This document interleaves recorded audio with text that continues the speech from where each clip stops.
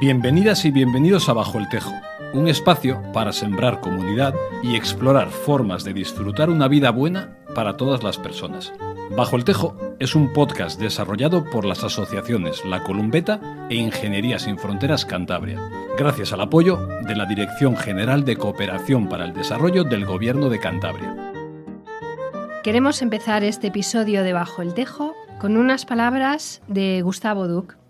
Dice Gustavo: deberíamos pensar en cómo piensa un campesino. Si tengo este pedazo de huerto y quiero alimentarme de él, y además quiero que mis hijos vivan, mi mirada no debe ser producir, sino cómo cuidar de este espacio para que esté siempre vivo y sea cada vez más rico. Hoy nos acompaña a Alberto y a mí Carlos Rubio, presidente de la Red de Semillas de Cantabria. Carlos, bienvenido a Bajo el Tejo. Muchas gracias, bien hallado aquí en buena compañía. Si te parece, antes de entrar en materia, cuéntanos un poquito qué es una red de semillas y cómo nace la Red de Semillas de Cantabria. Bueno, la Red de Semillas de Cantabria es una asociación de unos pequeños pensadores que nos dedicamos a guardar y conservar toda esa sabiduría que viene de nuestros antepasados en forma de semilla. Guardamos aquellas variedades que vamos encontrando de gente, sobre todo mayor, que la conserva, que la cuida, que la cultiva año tras año, esto es importante. Y empezó en el año 2010 un poco eso, como una inquietud por parte de los que estuvieron ahí al principio de la asociación en buscar, porque la verdad es que se encuentra poco ya, todas esas variedades tradicionales que se venían cultivando durante los últimos años por la gente de los pueblos y que, dado a diferentes cuestiones, muchas de ellas con el desarrollo de la sociedad, se fueron perdiendo. Desarrollo entre comillas, ¿no? Entre comillas, siempre, sí, porque... Porque aquí estamos para pensar sobre el desarrollo que queremos. Eso, que al final el desarrollo mal entendido como ir hacia adelante sin tener en cuenta lo de atrás y cogiendo como si fuese bueno todo lo que viene de modernidad, digamos. Pero bueno, hay que darle una vuelta a todo esto. Claro, Carlos, porque bueno, así un poco a colación de lo que comentas, ¿no? De echar un poco la mirada atrás, ¿no? No solo centrarnos en ir hacia adelante. Entiendo que es un poco uno de los objetivos, ¿no? de la Red de Semillas, ¿no? Como dotar de importancia, volver a poner sobre la mesa ciertos conocimientos o ciertos cultivos que ya se han quedado un poco de lado, ¿no? ¿Cuáles serían un poco los objetivos principales que tiene la Red de Semillas? Bueno, no tanto recuperar cosas que se han dejado de lado, sino recuperar aquellas variedades que se han dejado de cultivar, porque es mucho más sencillo encontrar en cualquier tienda de jardinería o de comercial de productos de huerta y demás, es encontrar aquello que se cultiva o que se cría en los viveros. Entonces se ha perdido un poco aquella cosa de guardar la semilla, hacer el semillero, plantar en la huerta, porque ahora es mucho más sencillo, es que es relativamente barato. Tú vas y compras 100 berzas, te van a costar 5 euros y no has tenido que hacer nada más que ir a comprarlas. Lo otro es pensar en cómo cultivar la berza, dónde cultivarla para que me pueda florecer, hacer que la semilla sea viable, es decir, la tengo que guardar en unas condiciones de falta de humedad, de temperatura fría, de unas condiciones un poco aceptables para que perdure en el tiempo. Entonces, todo ese trabajo le solventamos con 5 euros. Pues claro, es muy sencillo ir y comprar la comercial. ¿Qué ocurre? Que claro, los viveros, cuando se ponen a hacer los semilleros, cogen variedades comerciales y se dejan de lado todas estas variedades que se guardaban en las casas de los pueblos, porque en aquellos tiempos no había manera de ir a poder comprar una. Había que guardarla de casa. Y antes había mucho aislamiento. Entonces la manera que tenías de poder comer era cultivar. Ahora mismo, con todas las tecnologías y comunicaciones que hay, es fácil que una variedad se ponga de moda que viene del sudeste asiático y desplace muy rápidamente a todas las que se han cultivado aquí durante cientos de años. Y Jolín, la verdad es que da que pensar. Sobre todo esto último que has comentado, ¿no? De ¿por qué es tan importante digamos, el cultivar o el conservar semillas o especies que son de aquí, ¿no? Y no a lo mejor utilizar algunas que puedan ser más eficientes o de más rápido crecimiento o más baratas. ¿Por qué? Bueno, hay varias cuestiones. Si nos ceñimos solo a la puramente biológica, es mucho más interesante que la diversidad que tenemos hasta ahora, diversidad genética de todas las variedades que se han cultivado en el mundo, perdure, que ir hacia la homogenización de ciertas variedades que a nivel mundial son más resistentes a enfermedades o son más productivas o más rentables, porque al final lo que estamos haciendo es perder diversidad genética. La diversidad genética hace que seamos más resilientes. Esto es una palabra que se puso de moda en los últimos años, se ha puesto de moda. Yo lo estudié en ecología. En ecología es un término que yo lo escuché la primera vez en la facultad, cuando estudiaba biología, y la resiliencia es aguantar los efectos de la vida, ¿no? Entonces, si viene cualquier cosa mal dada, pues viene una plaga, una enfermedad. Ahora estamos en pleno cambio climático. Las semillas nos ayudan a combatir todos estos problemas. No es que las variedades que tengamos nosotros locales sean mejores que otras per se, pero sí es verdad que cuanto más diversidad tengamos, mejor nos vamos a enfrentar a los cambios a futuro que podamos encontrar. Y a esto también tenemos que prestarle atención, porque como estamos en un medio tan cambiante, los bancos de semillas por sí mismos no nos garantizan nada a futuro. Es decir, yo cojo una semilla, la guardo muy bien, la puedo conservar durante decenas de años, cientos de años, y lo hago muy, muy bien, con unas condiciones determinadas, pero el día que yo la saco, si las condiciones ambientales han cambiado lo suficiente como para que la expresión que tiene esa semilla no sea viable, pues tampoco hemos hecho nada. Entonces, una cosa que tiene que ir ligada con la conservación de la semilla es su cultivo constante. La adaptación. La adaptación que va haciendo la semilla a los cambios ambientales la tenemos que ir guardando. Es decir, una semilla que plantamos hoy no se va a parecer genéticamente a la que tengamos dentro de 30 años, porque se va a ir adaptando a los cambios ambientales. Pero si la guardamos hoy y la sacamos dentro de 30 años es poco tiempo para ver grandes cambios, pero bueno, puede... Tal y como estamos claro, ahora... pero puede ser que sí. Entonces, en el banco de semillas, la labor más importante que tenemos es mantener el banco de semillas vivo. Y para eso tenemos que estar continuamente cultivando, conservando las nuevas semillas, y la manera que tenemos nosotros de guardarlas, que es en frío, en cámaras, algunas se guardan congeladas, como las judías y demás, nos da una viabilidad de unos 5 años. Entonces, imagínate, tenemos unas 200 variedades diferentes conservadas en el banco de semillas y tenemos que cultivarlas como mucho en 5 años para que lo que estemos guardando sea eficiente.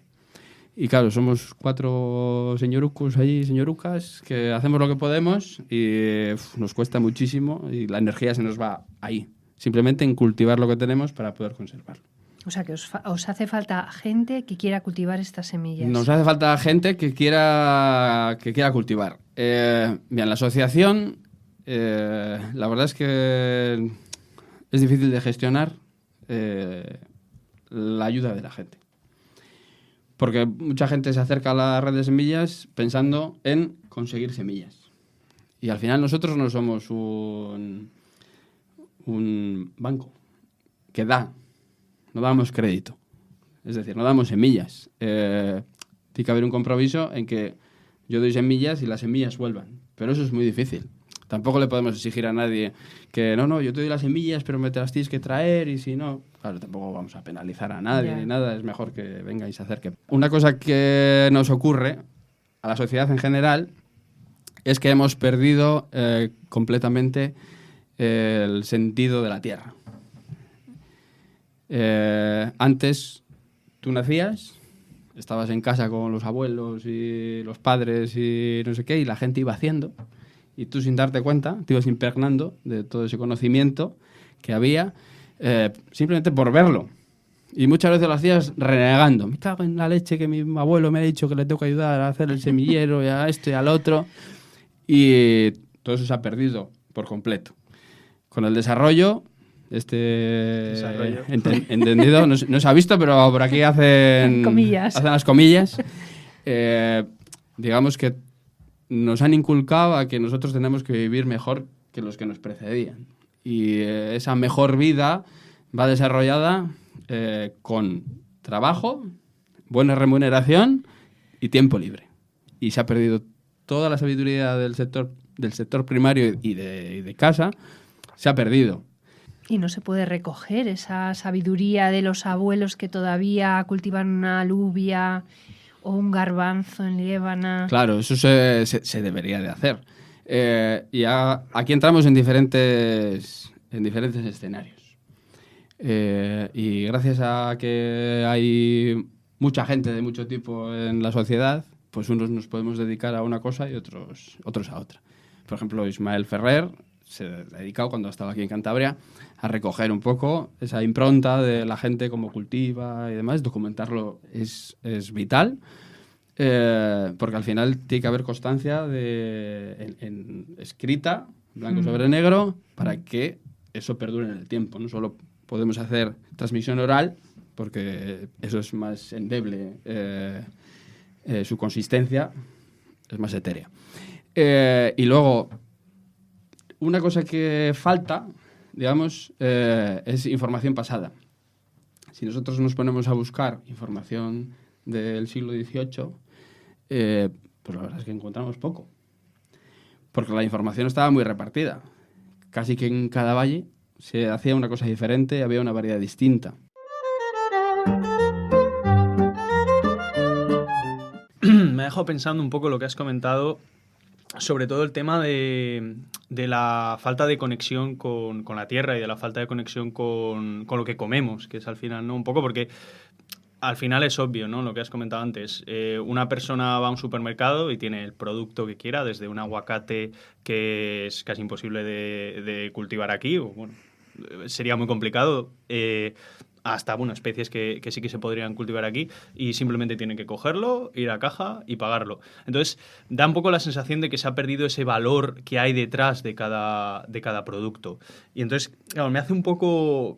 Me da que pensar, ¿no? En el sentido de las nuevas generaciones, entre las que me incluyo, ¿cómo podemos resignificar eso, ¿no? ¿Cómo podemos volver a dar valor para que seamos más conscientes de lo que comemos, seamos más conscientes de nuestras elecciones, que por supuesto, bueno, no es responsabilidad individual, pero bueno, por darle un poco esa vuelta al significado de cómo satisfacer algunas necesidades?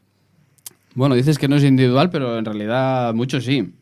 Porque sí. En el individuo empieza la historia. Sí, pero también viéndolo un poco con el prisma de que lo que consumimos lo consumimos muchas veces porque nos lo dan fácil. Es decir, si por ejemplo, los supermercados se actuaran de otra forma, bueno, partiendo de que probablemente el problema es que vamos solo a los supermercados, ¿no? O sea, no tenemos otras formas de consumir, no usamos otras formas de consumir, y eso ha hecho que pues, los mercados de los que hablabas antes cada vez haya menos, sean pequeños reductos galos, ¿no?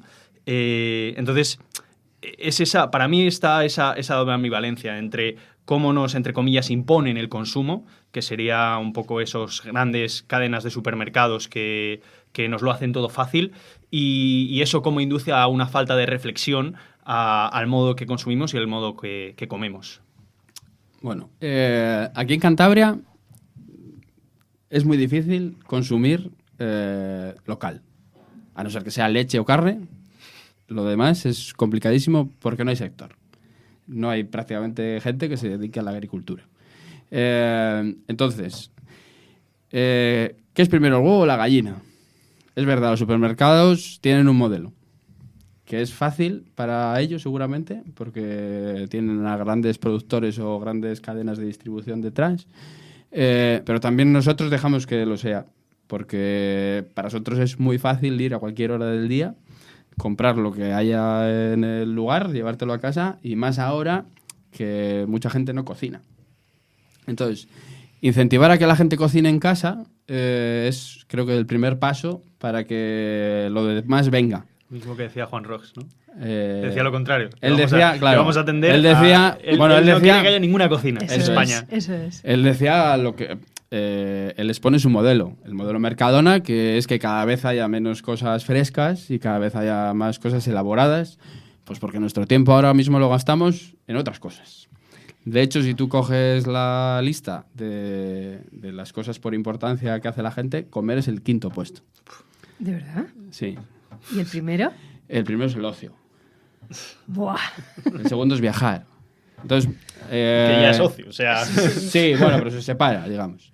Entonces, la mayor reflexión tú la haces cuando eres consciente de las cosas. Muchas veces al comer lo hacemos inconscientemente. Vamos, cogemos, no pensamos. Si comemos esto, comemos lo otro. Entonces, el cocinar es un primer paso para ser consciente de lo que hacemos. Otro paso sería, pues es verdad que los mercados de abastos, quitando el mercado de La Esperanza de Santander, Sí. los demás están cerrados todos. En Laredo hay uno cerrado, que se ha convertido en oficina de turismo. En Castro Qué hay uno... significativo, ¿eh? Sí. En Castro hay uno cerrado también. El de Santoña tiene 2 puestos o 3. Me parece que son 2 de pescado y 1 de verdura. Entonces, los productores que vengan nuevos, porque ya te digo que hay muy poquitos ahora mismo en la región cultivando, tampoco tienen muy fácil el vender. El modelo de venta es muy complicado. Por ejemplo, yo me dedico a cultivar y a vender. Y la manera que tengo de vender es un día a la semana, que son los jueves por la tarde. Espero a que la gente ya esté en casa, es decir, empiezo a repartir a partir de las 7 de la tarde casi. Voy a diferentes puntos entre Ampuero, Limpias y Colindres, que son los 3 municipios que están alrededor de la huerta, y ahí le doy la verdura a la gente. En los 2 minutillos o 3 que tenemos ahí, pues hablamos, porque yo creo que estrechar lazos entre las personas es vital para que los proyectos aguanten, porque es decir, hay algo más detrás de solamente una transacción económica. Pero es un modelo incómodo para el consumidor, porque ya tiene que estar en un lugar, a una hora, un día en concreto. Cuando tú tienes en el supermercado, cualquier cadena que haya en un pueblo está abierto desde las 9 de la mañana hasta las 9 de la noche. Hace años, cuando empezamos a pensar cómo podíamos vender, pues claro, nos surgían las dudas de si la gente tiene disposición el supermercado tantas horas al día, pues yo a lo mejor tengo que dar también servicio a tal. Al final no podemos hacer esto. No nos podemos hacer la guerra nosotros mismos. Tenemos que hacer un modelo cómodo para que mi trabajo sea viable y la gente pueda comer bien. Entonces, aquel que entiende que comer bien es comprar unos determinados productos a un vecino que lo hace, nosotros lo hacemos en ecológico y demás, va a hacer el esfuerzo. Y es verdad que a nosotros nos ocurre que tenemos a la gente muy fidelizada, que esto es lo que le gusta también mucho a las cadenas de supermercados. Bueno, habéis sembrado comunidad. Entonces, Sí. bueno, claro, al final yo no entiendo esto de otra manera que conociendo al que me compra, sabiendo qué le ocurre en su vida, y él que me conozca a mí. Y al final tendremos un vínculo más allá de una mera transacción económica, como puede ser en cualquier supermercado que vas allí, que la gente ni saluda al que está en la caja. Eso son redes de confianza, ¿no? Porque al final... Claro, eso traspasa a cualquier sello de calidad que haga... Sí, al final... Y eso también es lo que hace que una actividad como la tuya de producir y vender esos alimentos pueda no solo satisfacer la necesidad de subsistencia, porque al final seguramente, o sea, yo creo que la protección se toca, ¿no? Porque es un vecino. La protección se toca en 2 ámbitos, además. En Cuéntame, el ¿cómo es? social, Ujú. ¿no? Al final, mi vecino quiero que coma lo mejor posible, que es lo mismo que le voy a dar yo a mi hija en casa, que esto es otra cosa que a mí me explota la cabeza. cómo yo puedo hacer una actividad económica en la que maltrato al que consume. Entiéndaseme bien, que no es que le esté pegando, pero es verdad que hacerlo de determinada manera afecta a la salud de la gente. Totalmente. Y por otro lado, afecta para bien al medio ambiente, al lugar donde vivimos. Antes has abierto con un texto de Gustavo Duc en el que no expone otra cosa que lo que yo pienso en cuanto a que el día que yo deje de hacer la actividad, el lugar donde yo lo estoy haciendo tiene que estar mejor que el día que yo llegué. Pensamiento Claro. a largo plazo. Total. Es el pensamiento de que yo tuve una hija, y los demás también, y solo espero que tenga un sitio mejor cada día para poder vivir. Y sin embargo, todos hacemos cada día miles de acciones que hacen que el futuro sea peor para las personas que más queremos. Este podcast es para parar y pensar cómo lo hacemos, cómo vivimos, cómo queremos vivir, qué podemos hacer para facilitar la tarea de los productores. Imagínate que nos escuchan consumidores, padres, madres, estudiantes. ¿Qué hacemos? ¿Cómo podemos empujar en esa dirección? Que entendemos es tan sinérgica porque, pues eso, hablamos de subsistir, pero hablamos de proteger el planeta.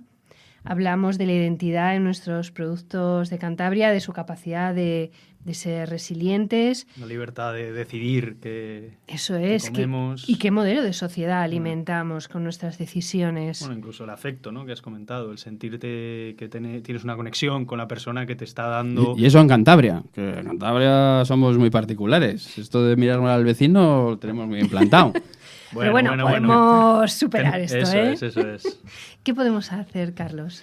Bueno, pues como consumidores seguramente que lo que podemos hacer es buscar, perder el rato, en buscar qué tenemos alrededor y empezar con pequeñas acciones a poder comprar y al final, mira, a mí me ocurre muchas veces que me llega un mensaje o me encuentro a alguien en una feria. Yo voy a pocas ferias, pero a alguna voy.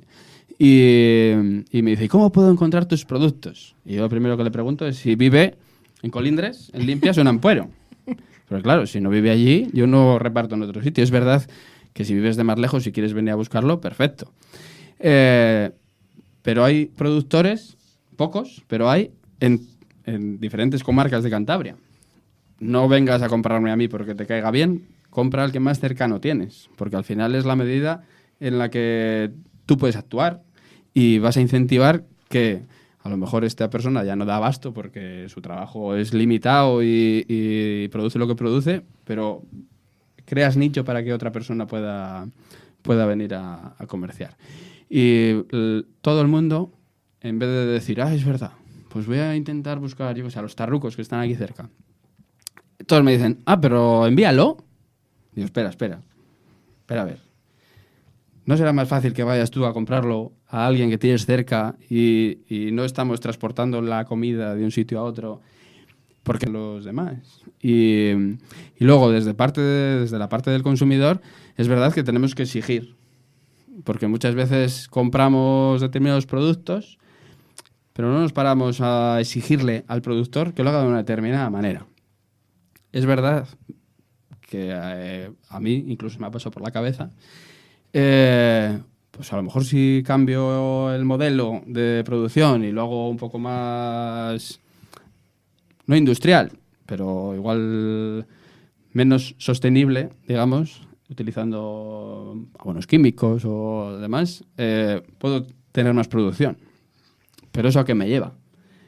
Porque hay una cosa que a veces me asalta la cabeza, pero espero que no se me olvide, y es que hay gente que viene a consumirnos a nosotros porque no puede consumir a nadie más. Es decir, hay personas que no tienen la posibilidad de poder comer porque los productos que hay en el mercado no satisfacen el problema de salud que tienen. Y bueno, ya has comentado algún modelo más, ¿no? O sea, algún productor más dentro de Cantabria, o sea que simplemente al final lo que tendríamos que hacer es un poco informarnos, como has comentado, buscar alternativas Y mira, una cosa que se me viene ahora a la cabeza, consumidores no encuentran alternativas porque no hay, que se unan y lo hagan ellos. Porque esto es otra cosa también que podría ser interesante. Las uniones de consumidores para hacer un determinado trabajo todos juntos y obtener grupo de consumo. Comida. No ya un grupo de consumo como de producción buscar, y consumo, sino producir. O sea, ¿por qué no podría un determinado grupo de personas con una inquietud similar alquilar una parcela de terreno en el pues pueblo igual que porque sea? no sabe también, Ya, ¿no? Porque, pero bueno, que o es sea, otra alternativa, ya que sí. en Cantabria no hay productores agrícolas. Bueno, pues la manera de incentivar que los haya a lo mejor es hacerlo así. Probablemente muchos empezaron así. O sea, al final queriendo hacer esa actividad y diciendo, jolín, pues no encuentro, pues me pongo manos a la obra, ¿no? Puede Sí, ser. yo conozco grupos que cultivan patatas o ajos aquí en Cantabria y es para ellos, vamos, es para el grupo. Eso. Sí. Alguien- No hace falta que sea para más, digamos. Eso es, sí. Vale, pues yo creo, Carlos, que nos queda darte la enhorabuena por esa red de semillas, por ese trabajo que hacéis, por lo que estáis construyendo sin esperar a que alguien desde arriba os diga lo que hay que hacer, sino, bueno, os habéis organizado para recuperar saberes y eso es muy de agradecer por parte de la sociedad. Para las personas que nos escuchan, vamos a dejar en bajoeltejo.net todos los enlaces y los recursos que hemos mencionado, como el libro de Ismael Ferrer y cualquier otro recurso que te parezca que puede ayudarnos a reflexionar, que es importante pensar sobre cómo comemos o para encontrar formas de alimentarnos más adecuadas. Y por nuestra parte, darte las gracias por estar aquí. Le das todo el sentido a este podcast que se llama Bajo el Tejo, Sembrando Comunidad. Pero bajo el tejo no sembréis, ¿eh? No sembréis, No, ahí no. reuniros y de Solo todo, nos pero reunimos, justo sí. debajo no plantéis las acelgas, que tenemos un problema. De acuerdo. Pues muchas gracias y a los oyentes, pues el próximo episodio seguiremos explorando iniciativas sinérgicas en Cantabria. No os lo perdáis. Cuidaos.